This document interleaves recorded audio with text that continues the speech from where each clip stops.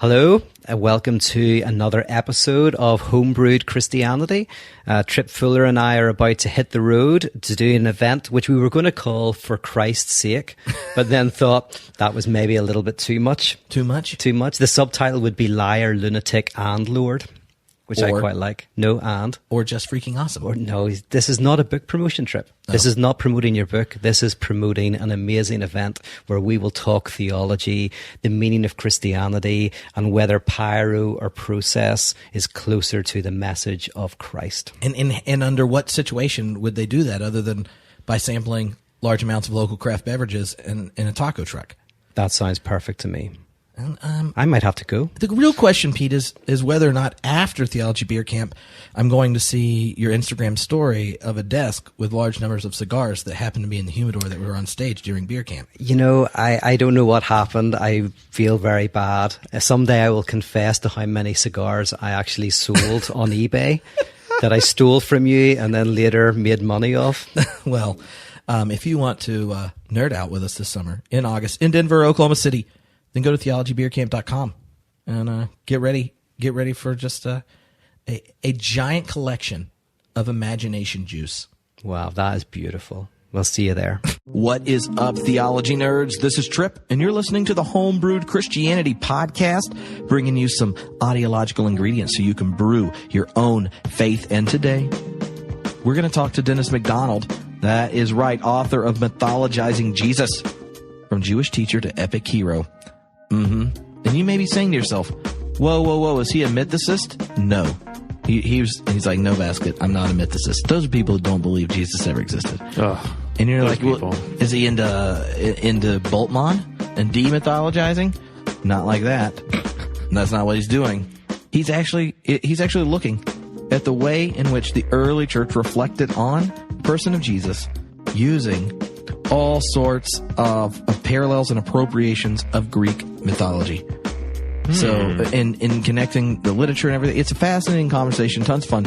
This book, Mythologizing Jesus, was an excellent little read to get the idea. But in the podcast, I'll talk to you about other books and other ways if this is something worth pursuing. Yeah, he's got a bunch of books on that sort of theme. Yeah, it's like it's his research area. That's crazy. And he teaches New Testament at Claremont School of Theology, so we had to get on the phone to talk because it's a long drive. All the way across the city. Anyway, it's going to be a lot of fun. Before we jump into the episode, I just want you to know a couple things. One thing coming up soon and very soon for all of you is a new high gravity class on the Bible. We're doing a high gravity class on the Bible. So if you want to talk about how to read the Bible, theologizing about the Bible, and all that kind of thing, then you should become a Homebrewed Christianity member or just join the class. Perfect. But clearly, you should just become a member. It's cheaper. Yeah, homebrewedcommunity.com.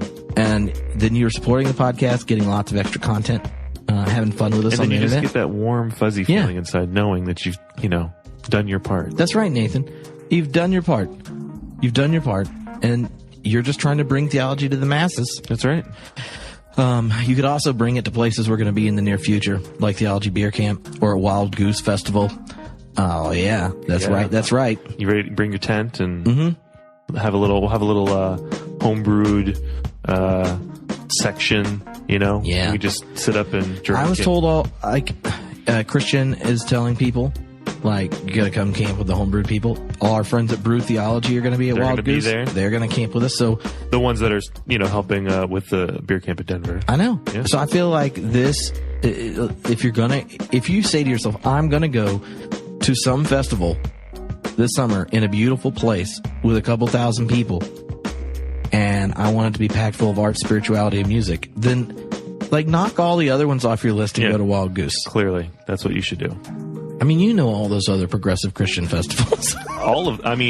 Yeah. The competition's thick, but the others, no basket. And we're going to be on the main stage this year. That's right. Pretty exciting. Yeah. I mean, you want to see the faces of people who are just sitting out there listening to people talk, and then all of a sudden the podcast happens. Just hits them. Yeah. Hits them like a ton of bricks. And it's in the heat of the day too. Like, we're in the middle of the afternoon, and I don't know if people are going to be prepared. Like, you can't hydrate that early in the humid. Well, okay. Philippians 4:13. You can do all things through Christ who gives you strength. And so I'll make sure I hydrate. Gotta stay hydrated. Yeah, you got to be ready for main stage. Yeah. So it'd be better if everyone else was hydrated too. Yes. True that. Anyway, now we're going to talk about Homer and Friends.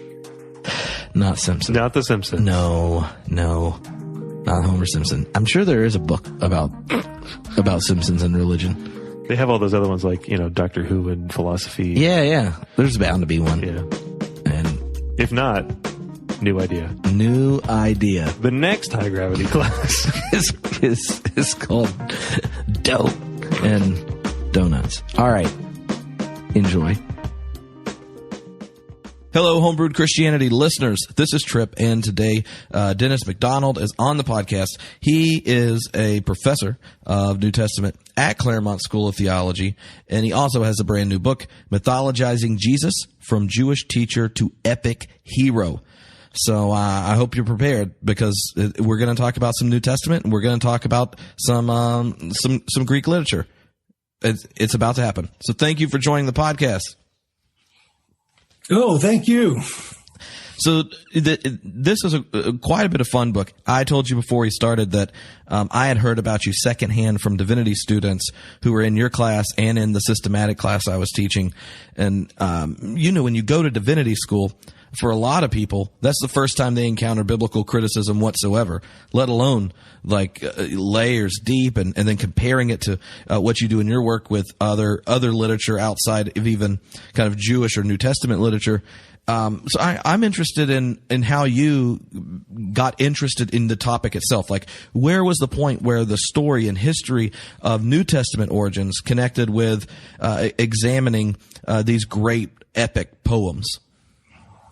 Well, it all started actually outside of the New Testament when I was working on editing texts of the Acts of Andrew, which at that point only existed in about 6 different languages and different manuscripts. There hadn't been an edition. And when I was working on the edition, I was attempting to link the stories in the Acts of Andrew to oral tradition, the way biblical scholars often do. And I worked at the Folklore Institute at Indiana University with a woman who was a specialist on legend, and it became clear to both of us that there was no oral tradition behind this text, that it was purely a literary text with Andrew, whose name means manliness, as the hero. And he often imitated, as it turns out, he often imitates characters, and especially heroes in Greek literature, including Odysseus and Socrates, sometimes Heracles. And so when I finished the edition of the Acts of Andrew, I wrote a book called Christianizing Homer, the Acts of Andrew, the Odyssey, and Plato. And while I was working on that, it took me about a decade to finish those projects. People asked me if I saw this kind of activity in other early Christian literature, and I said I didn't, and I thought this text was unusual and idiosyncratic. But one morning, I was preparing a lecture on the Gospel of Mark, woke up at around 4 o'clock in the morning, made myself a pot of coffee, and started rereading the Gospel of Mark, and I was blown away by what I saw. Jesus sails the seas like Odysseus. There are meals for thousands of people. He walks on water like Poseidon. He visits the dead. The Jewish authorities are depicted like Odysseus, like Penelope's suitors. The disciples are nincompoops and aren't able to suffer the way Jesus does. Jesus dies like Heracles. And I thought that I was just seeing things. So I gave the old lecture that I'd given many times before and set out then one summer to see if these parallels were just in my imagination or one could make an argument about them. And I became convinced that this was a neglected or simply overlooked aspect of early Christian literature, and I felt that I'd stumbled into a gold mine. Mm-hmm. And I've been working on it ever since. So I found such imitations not only in Mark, but also in Luke Acts, imitations of Euripides' Abachai in the Gospel of John, and in several Jewish texts, including the Testament of Judith and so on.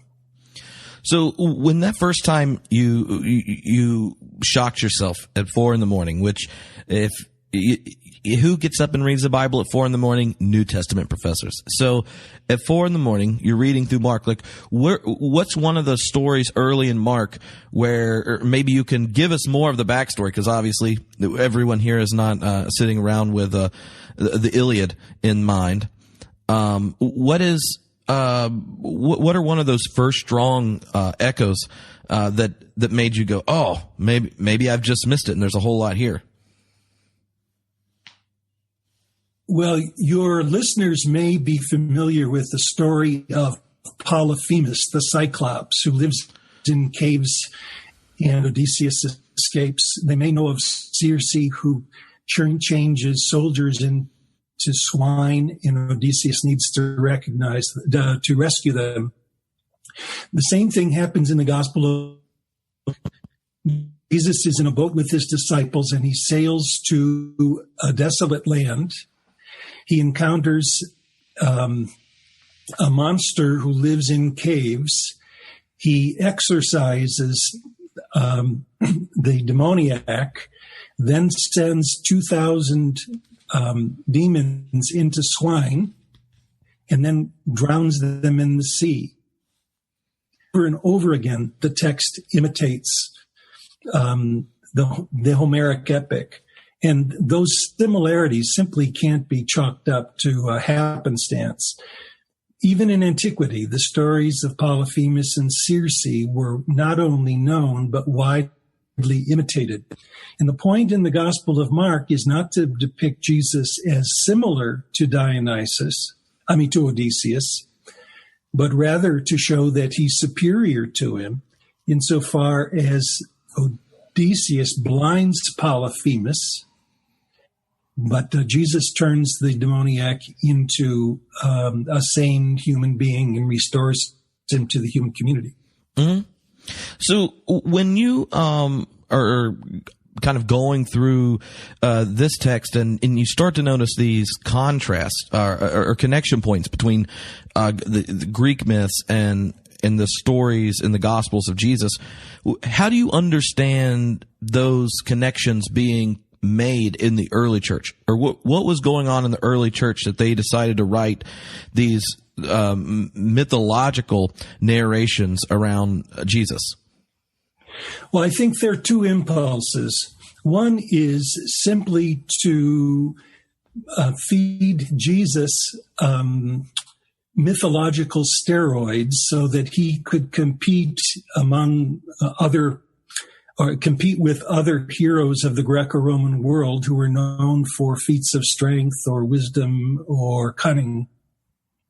But I think even more significant was the role of Virgil's Aeneid in rewriting Homer to supply a foundational mythology for the Roman Empire. And Mark, writing after the Jewish war, wanted to make a similar claim for the Christian community, that Jesus is superior both to Greek mythological heroes, but also to Aeneas, so that there was a rivalry between Mark and Luke and Virgil with respect to the virtues of the hero of the Christian community over the main hero of the Roman Empire. So the Mark and Luke, those elements that you see there, this mythologizing you see coming out of the early church's kind of testimony to a different way of understanding Jesus, the divine power, and something like that? Yes, but one can see in the New Testament that Jesus is depicted as superior to Moses as a lawgiver, and he's of the house of David, and someone greater than Jonah or Solomon is here. But early Christians had the same investment in depicting Jesus as superior to Greek heroes. And as the early church moved from a Jewish context into a Greco-Roman context, the religious rivalry also changed from simply a Jewish background into one with Greco-Roman gods and heroes. So in the subtitle of your book talks about this, the movement from a Jewish teacher to epic hero. And one of the things that regularly comes up with lay people when they hear something like this, you could think of how many different New Testament scholars tell the story of the emergence of the Gospels, doctrines about Jesus' person and its connection to God and that kind of thing. How do you describe that movement from Jewish teacher to epic hero as something more than humans just talking about this figure of the past? Like, what do you see going on in it, or how do you understand the presence of the risen Christ or the Spirit in the early church in these processes? Well, there are two aspects of early Christian reflection that are earlier than the Gospel of Mark, and both of them need to be considered. Let me begin, though, Tripp, by saying my work has been used by some to say that Jesus never existed, that it's not just mythologizing Jesus, but that Jesus himself is a myth. That is a real abuse of my work, and I resent it, actually. There surely was a historical person named Jesus. And according to the Q document, which is a highly likely but hypothetical text behind the Gospels, Jesus was depicted, was understood by early Christians to be the new Moses. And we already have then a process of competition between Jesus and Moses, but inside the Jewish community with an assessment of Jesus. And that document depicts Jesus as a champion of compassion and justice. So that so the Jewish law gets rewritten to some extent by this text, by making Jesus the lawgiver who replaces holiness with compassion, for example. The other example is the Apostle Paul, whose message is very different from the Q document. It emphasizes Jesus' death and resurrection. The Gospel of Mark represents a merging of those two traditions. On the one hand, Jesus is compassionate, but he also is the dying and the risen Lord, that by faith people can secure eternal life in a somewhat Pauline fashion. So, do you think then Mark, when you're talking about Mark as a combination of these two traditions, that Mark had an awareness of the Q source? At least the way I remember it, but philosophy and religion PhDs don't do New Testament all the time. That the Q document is a hypothetical sayings document, or at least oral tradition of sayings that is then added into Matthew and Luke, when looking at Mark. What about, how do you understand the Q document's relationship to Paul and Mark? Well, I think you need to give yourself more credit. For someone who does philosophy of religion, I think you know quite a bit about the New Testament.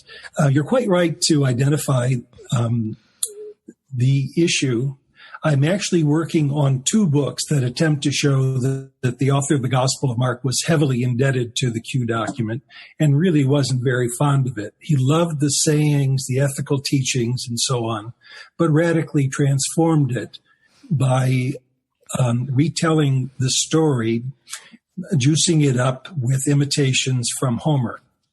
So that, in my view, and this is not the time to give all the evidence for it, but I'm quite sure that the Gospel of Mark heavily is indebted to the Q document. So would then Matthew and Luke are ones that are trying to step back the intensity of Mark and add more of the very content that Mark is kind of resisting? No, I don't think so. I think they're really fond of Mark. They include almost everything in Mark. They even follow the Markan sequence. Only on a couple of occasions do they both at the same time omit something in Mark, and when they do so, you can see why they do so. The content is somewhat problematic. The issue for Matthew is he has a community that values two documents. It values the Q document that is a repository of Jesus' sayings, but it also values the Markan document, which depicts Jesus as more of a hero in narrative with the disciples and a narrative of his death. So Matthew is interested in putting those two together, and the author does so magnificently by conflating, we call conflating the two documents and integrating them into each other. Luke's project is somewhat similar, but goes far beyond it insofar as Luke also writes the Acts of the Apostles, so that Luke's work isn't simply about Jesus, but it's about the things that have transpired among us, meaning Jesus and John the Baptist and Peter and especially Paul. So when the church kind of moves from sayings and kind of Paul's teachings on death and resurrection to these theological narratives that we have in the Gospels, what role does the narration or the putting into story the life of Jesus serve or how do you see it serving in the day-to-day life of the community and maybe the call to the disciples, generation to generation for their own kind of vocation and piety? Oh, I think it was transformative. The very fact that the Gospels are among the world's classic literature, and certainly are, even to this day, the foundational narratives of the Christian community, shows that Mark's innovation was seismic, extremely important.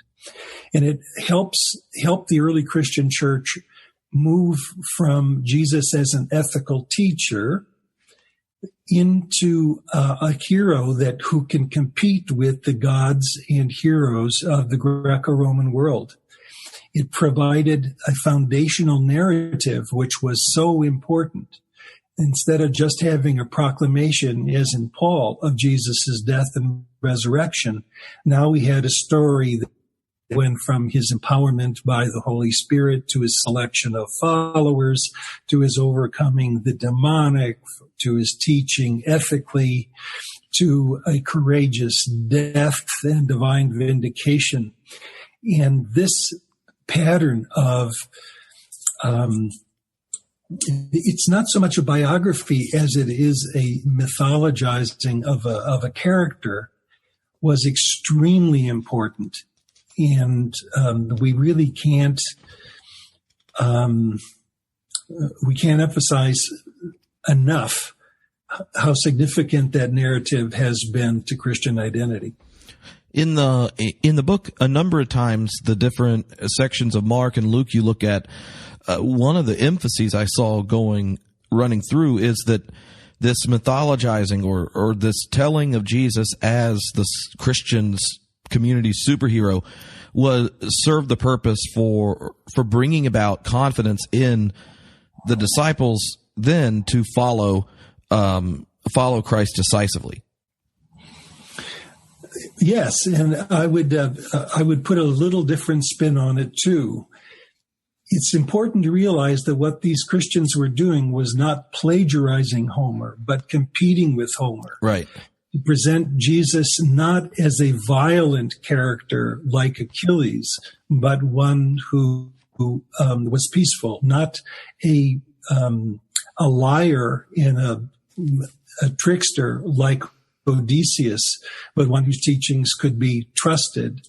And not Heracles, whose power was endless and often destructive, but a hero whose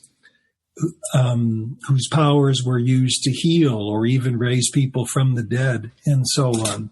So that Jesus becomes a hero of a certain kind of morality that has sustained the Christian community ever since, namely a morality of peace, justice, and especially compassion.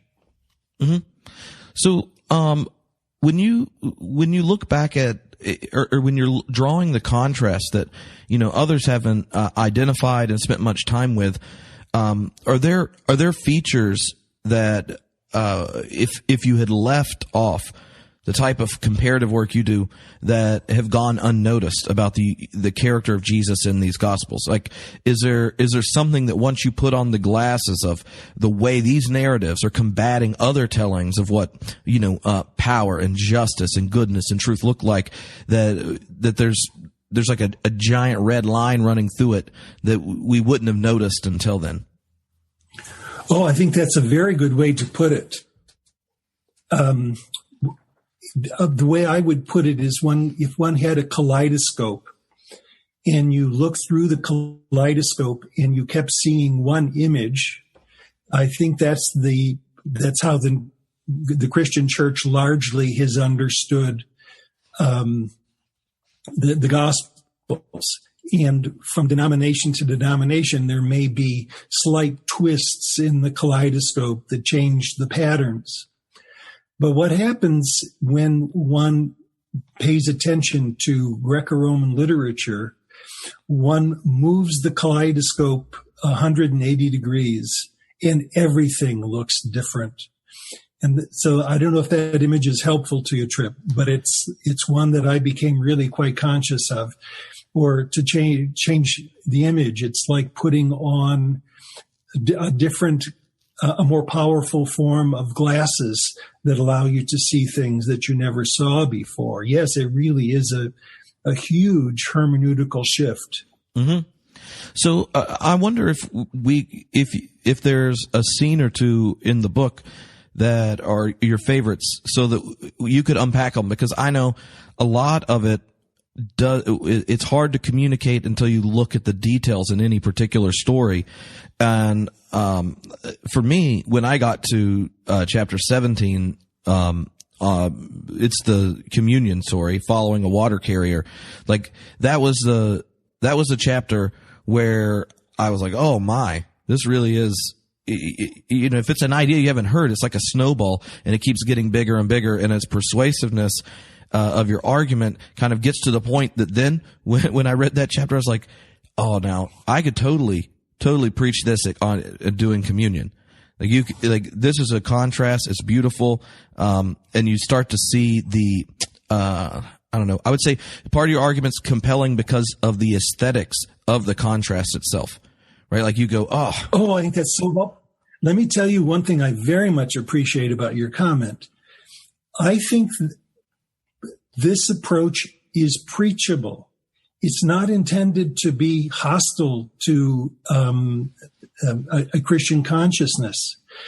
And the very fact that you saw in it the possibilities of a proclamation of a different understanding of the Eucharist, I think is so important. And when my students at the School of Theology first encounter mimesis, they get threatened by it. Their boards of education won't allow it, or certain fundamentalist factions in their communities would consider it heretical. And given certain theological constructions, it would be heretical. On the other hand, after the students sit with this for a while, they understand what a treasure it is, and that it is not a replacement of other views of reading the New Testament. Rather, it's a new tool for appreciating it. And so I very much appreciated the example that you gave. I'll tell you, if I were to have chosen an example that I think is most persuasive, it probably wouldn't be that one. I begin the book with an example from the Acts of the Apostles that has nothing to do with Jesus, but it has to do with Paul. And I'm going to tell, if I might, a story from the Odyssey, and then tell a story from the Acts of the Apostles that I think illustrates this quite well. Odysseus is at the home of Circe, and she gives them a big party before she sends them away. And Odysseus spends the night with Circe and realizes he has to go to Hades, while his men who got drunk at the goodbye dinner are sleeping off their drunk. And there was a young man, he's called a Neanias, named Elpenor, who wanted to sleep off his drunk on the roof of Circe's house. When Odysseus rouses his men to take their ships to sail off for the netherworld, Elpenor forgets that he's on the roof and falls to his death. And Odysseus doesn't recognize it. But when he gets to Hades, the soul of Elpenor meets him and says, "You need to go back to Circe's island and bury my body, or I'll never find rest in the netherworld." So he agrees to the request of, quote unquote, unfortunate Elpenor. And after he leaves the land of the dead, he goes back to Circe's island, and with great sorrow, he buries the body of Elpenor, so Elpenor can finally have rest in Hades. In the Acts of the Apostles, Paul sails to a place called Troas. Troas is ancient Troy. There's a man there whose name is Eutychus, who is listening to Paul preach, and late at night falls asleep to his death. Paul goes down and says, "Don't worry about him. His soul is still in him." Paul then goes upstairs and performs the Eucharist, leaves the next morning.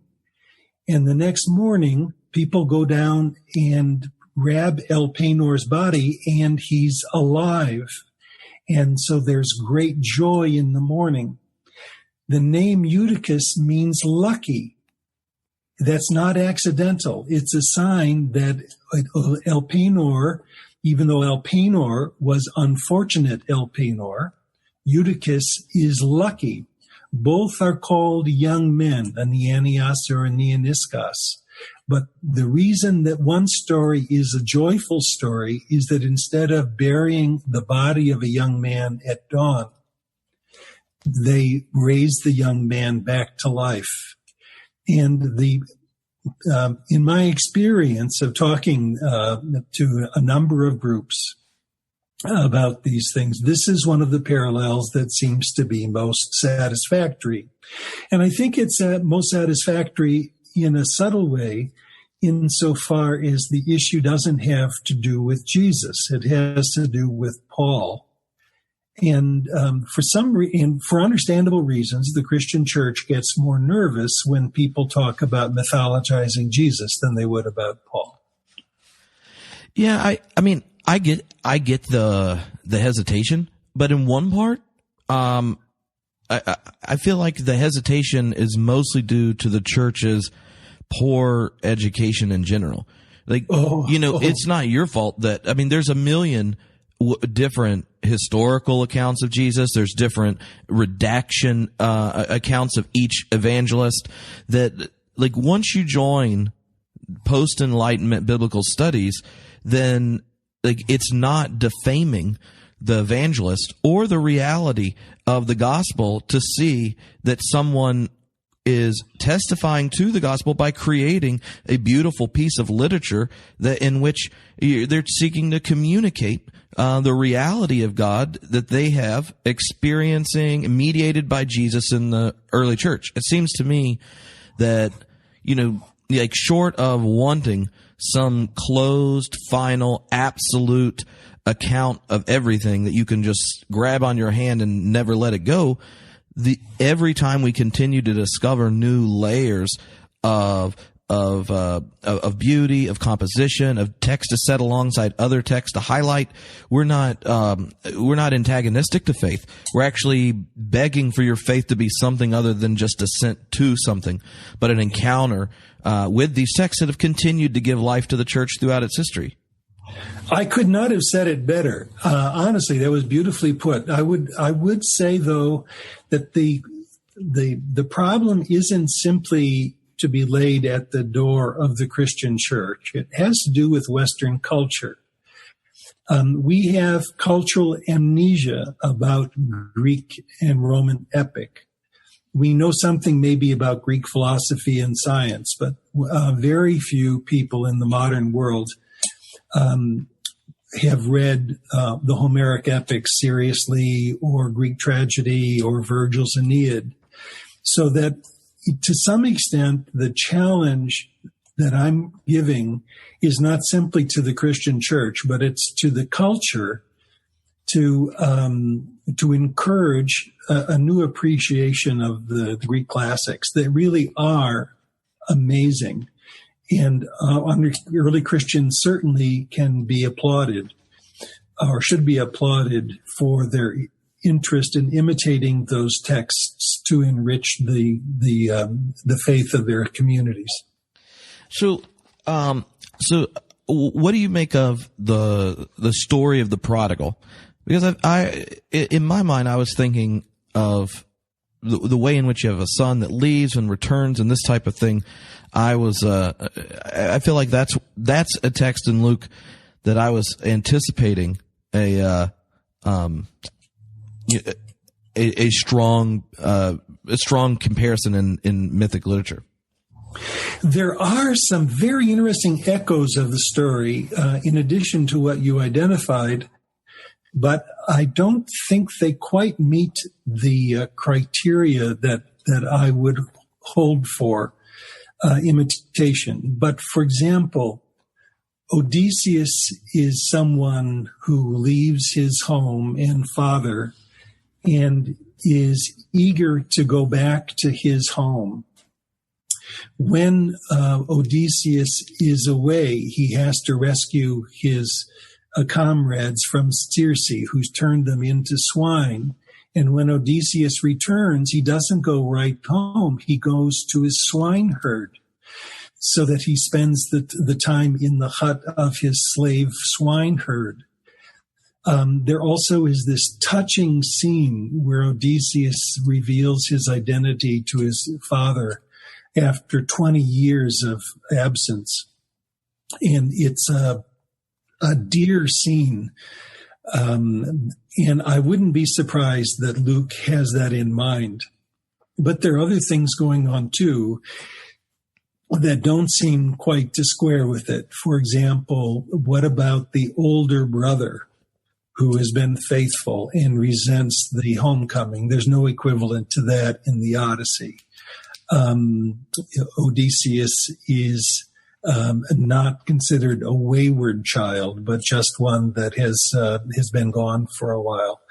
So your intuition I would honor, but then the question is, how does one make judgments about one's intuition? And so this is one where I would put it on the edges of mimesis and not hardcore.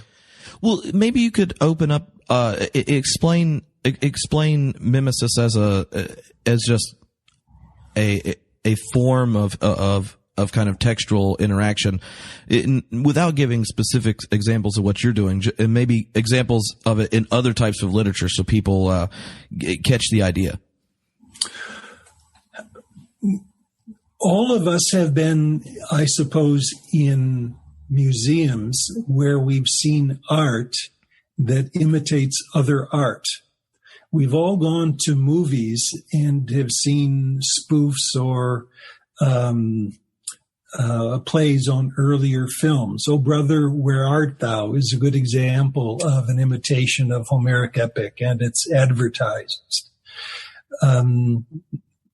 The Austin Powers series is a kind of spoof on James Bond, and it goes on and on. The question then becomes, how does one identify such clever rewriting of earlier texts or movies or art? And to do that, one has to have certain criteria. So the criteria, and by the way, we know that people learn to write in antiquity by imitating successful models. So what's going on in the New Testament is by no means idiosyncratic. It's a part of ancient culture. But very quickly, the criteria that I use for identifying imitation is: one, was the targeted text available? Two, do we have examples of other people imitating it or interacting with it? Was it used in schools, for example? The third criterion is density. How many parallels are there between two works? Or then order. When do the parallels appear in the same order? The fifth criterion probably is the most important. Are there things really distinctive in the two stories that aren't found generally in ancient storytelling that bind the two into a kind of hermeneutical dance or tango? The sixth is when one says that one text is borrowing from another, does it explain anything that's unusual in the text? Can one understand why an author would go to the trouble of imitating a text? And then finally, the seventh criterion would be, have other people, especially in antiquity, seen the similarities that you're arguing for? If nobody ever has seen it, then it doesn't mean that the parallels aren't there, but it means that the parallels may not have been as successful as the author would have wanted. So those are the criteria that I would use. But seeing imitation is necessarily to an extent subjective. The same way it would be if you went to a movie with a friend and you saw a movie and one of you saw it, oh no, that's a Star Wars conceit, and the other person didn't. So then how would you make a judgment whether in fact the conceit is there or not? Mm-hmm. So these type of connections are drawn not just in the narration itself of in the Gospels, but also in some of the stories and things Jesus says. So like, when Jesus clears the temple and stuff and then goes on to tell the parable about the master of the vineyard and things, like the narrative action of Jesus clearing the temple also, you then see the connection more closely to the Odyssey because Jesus tells a parable there that draws the contrast or draws the connection deeper. Yes, I think to the extent I understand the question, it would be that the imitations of classical Greek literature appear not only in the narration by the narrator, but in Jesus as a narrator as well. So that the story of the wicked vine dressers is really a story similar to the story of the Odyssey. Someone goes away for a long time. He puts people in charge of his estate. They are abusive. In fact, when the son comes back, or when Odysseus comes back, they want to kill him. They wanted to kill his son. When Odysseus gets back, he destroys the suitors. So that there's, even in the parable of Jesus, there are potential echoes of the Odyssey. Yeah, and one of the things about that passage I liked was, that section, you show where, Odysseus purged his house. He takes out the suitors, and Jesus expels the merchants from the temple, and he said, this is supposed to be a house of prayer. You've turned it into a den of robbers. And it's at that point you draw the connection that the scribes and the chief priests are wanting to kill Jesus. And so then he gives the story about the tenant farmers. And then he says, and the master of the vineyard will come and destroy the farmers and give the vineyard to others. In there, the connection between the story and the Odyssey moves from just what Jesus was doing to him telling a parable about the religious authorities as the ones the master of the vineyard is going to go get. That's really insightful, Tripp. Actually, you put it better than I did. I'm quite sure. I agree with you. Because it just, if you're thinking of the example, the kind of like 7 test cases, and not only does it explain something, the parallel, but the gospel writer puts a saying of Jesus in his mouth connected to an action of Jesus that most historical Jesus scholars see the temple as one of the more secure historical events. And the parallel to the Odyssey is what gives deeper meaning to what Jesus says after the event. And I thought that was one of the more striking. Very insightful. I agree. So one thing I thought the whole time while doing this is, man, I really should read the Odyssey again. I was in the Odyssey. I was a theater. I went to theater school, art magnet school for middle school and high school, and then started college as a philosophy and musical theater double major and then I realized there's no overlapping classes, so that backfired. But, I've had deep encounters with plays where you're in them, but your interaction with a play when you're performing it is very different than reading the Odyssey as a text, as a whole. Like, I spent time trying to learn around your character and where your character is in the story and such. And in reading your book, I would think back to parts of it that I remembered and that kind of thing. But I wonder where in your life did the Homer epics and these type of things become texts that you got to know so well, these connections popped in your head at 4 a.m. when you were preparing a lecture? Like, when the West has been ignoring these texts for so long, how was it that you fell in love with them enough that this type of interaction between biblical texts and the myths came about?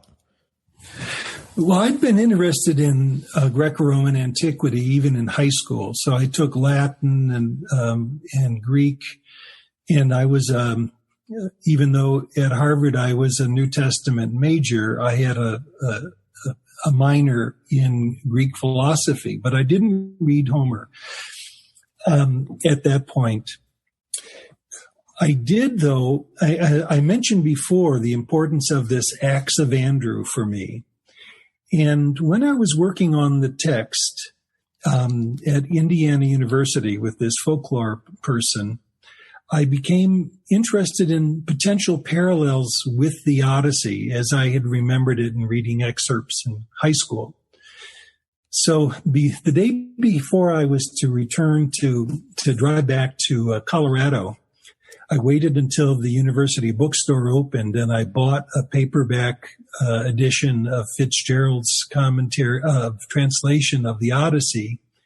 And unknown to the highway patrol of 5 states, I read the text while driving.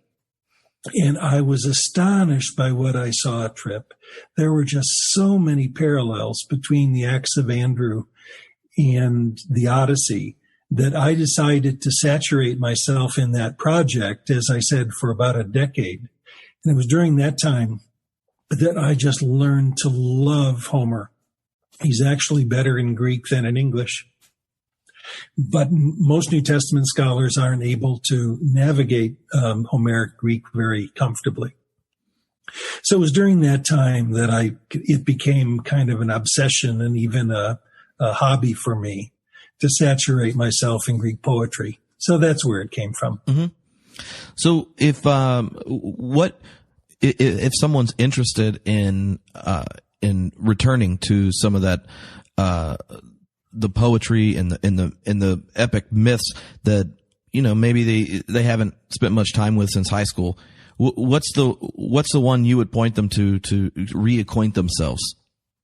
Oh, I think the Odyssey is the one that has most energy. If you're interested in the fourth gospel, I think a quick read of Euripides' Bacchae would just blow your socks off, because the parallels between Jesus and Dionysus are so striking. But I'm going to shamelessly advertise one of my books because I think it actually helps in this regard. One of the books that underlies Mythologizing Jesus is The Gospels in Homer, Imitations of Greek Epic in Mark and Luke Acts. If your listeners are interested in classical Greek literature for its own sake, they should, in fact, of course, read the texts in translation. But if they're only interested or primarily interested in these texts as they inform New Testament literature, I suggest this book because it's organized to do that very thing, to make people who are interested in Christian origins familiar with the Iliad and the Odyssey without reading in the Iliad so much carnage or reading in the Odyssey so many intrigues between Odysseus and the suitors. So it's organized first with the Iliad and then the Odyssey. And I provide my own translation of the relevant texts in the sequence that they appear in those epics. And one can actually get a sense of the argument in both the Iliad and the Odyssey just by reading the translations at the beginning of the chapters. And I recommend that to my students so that they don't have to spend 2 weeks reading the epics. They probably can get by in a day or so just reading these excerpts. Mm-hmm. So you already mentioned that you have 2 other projects that you're working on. So maybe you want to give us an idea of what to look for next. Well, the one is called Solving the Synoptic Problem with Mimesis Criticism. But the one that's more relevant to our topic today, Tripp, is a book called Luke and the Politics of Homeric Imitation, namely Luke acts as a rival to Virgil's Aeneid. And there I argue that Luke over and over and over again imitates passages in Homer that Virgil 100 years earlier had already imitated in the composition of the Aeneid, which by Luke's day had become the most important document for Roman identity.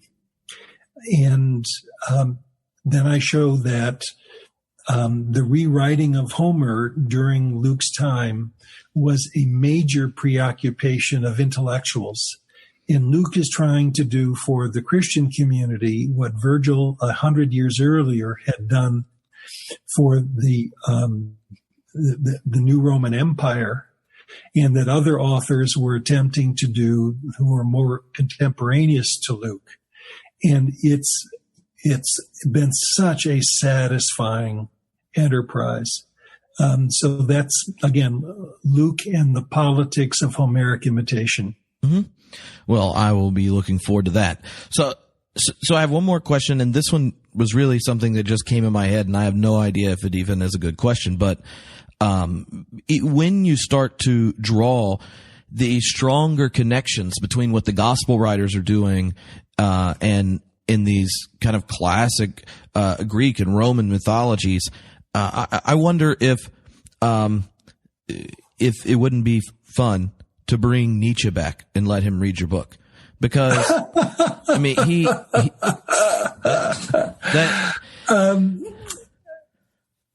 yes, it would, but then I'd have to have an argument with Nietzsche. Nietzsche was, and the reason that you raised the question, Tripp, for your listeners, is that Nietzsche was someone who favored a more robust classical Greek Roman way of looking at the world to the flaccid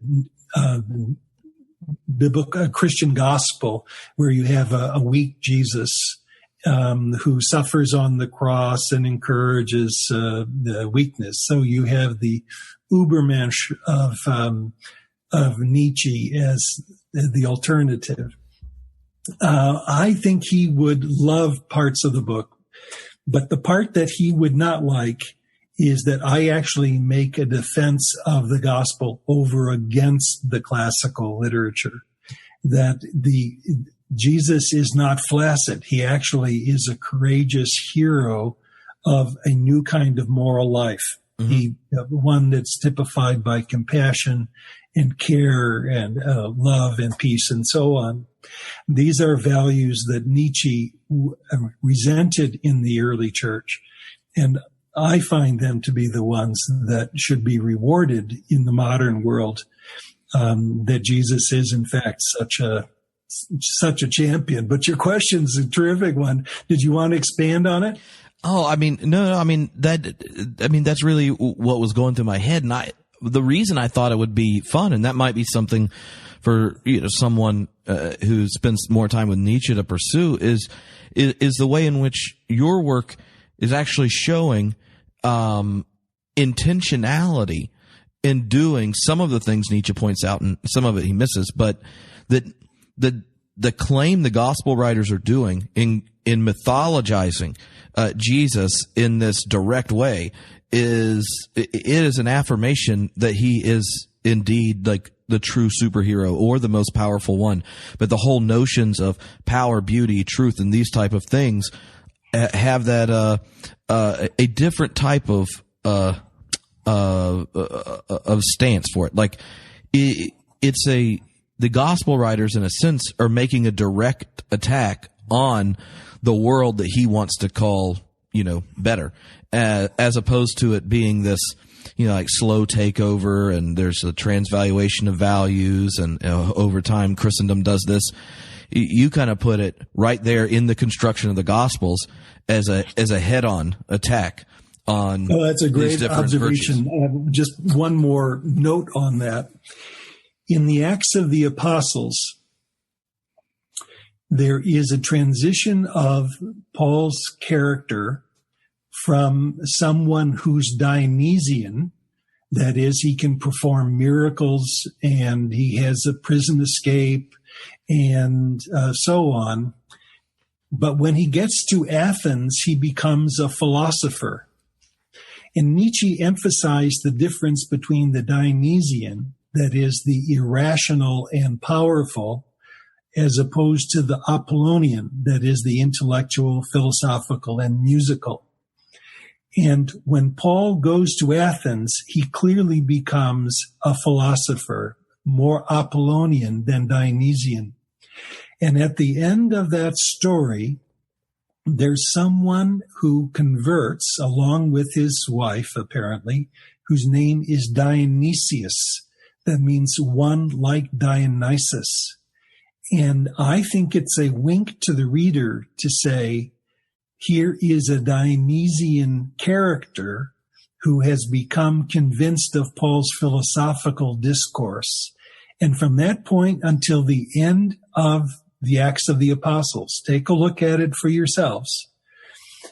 Paul plays the role of a Socratic philosopher and no longer the miracle-working Dionysian enthusiast.